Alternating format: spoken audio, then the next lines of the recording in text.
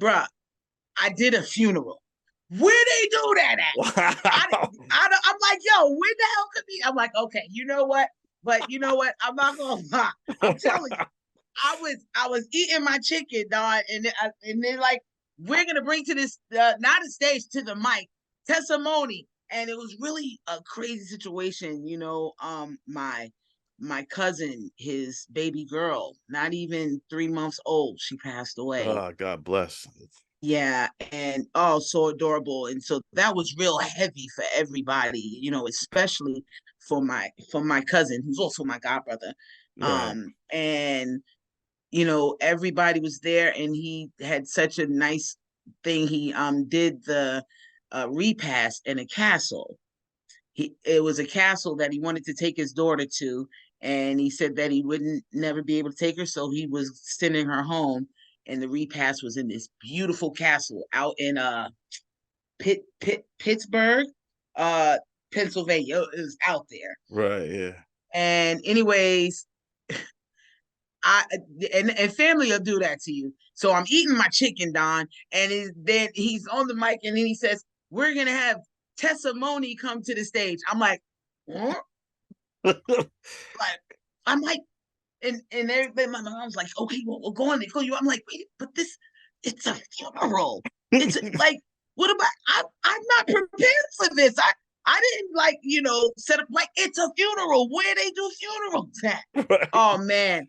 But you know, like I said earlier, and it's so crazy because sometimes you can say some stuff and then find yourself in a moment where it's like, yeah, well, remember what you said, because laughter is healing. And Yeah. sometimes that grief, uh, laughter is a good way to kind of, when you're cleaning up, at first when you do one wipe, it doesn't make it all go away. You got to do a couple of wipes and maybe even spray wash it and then wipe it again before it gets clean. But I think that comedy definitely can kind of get some of the muck up from grief. And oh man, I there were some family members that hadn't seen me perform, and they're like, "Oh my god!" And I didn't even know what I was going to say, and I wound up talking about the banjo and like all kinds of stuff. But they were hysterically laughing, and Oh, I like nice. to think that I'm tapped in.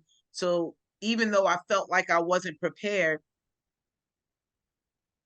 some some way I was prepared, so even as I'm learning about things so that I can put some real hardcore hearty substance into my material, um it's still teaching me again on top of that, because like, oh wow, look at what I got out of that, you know what I Right. mean?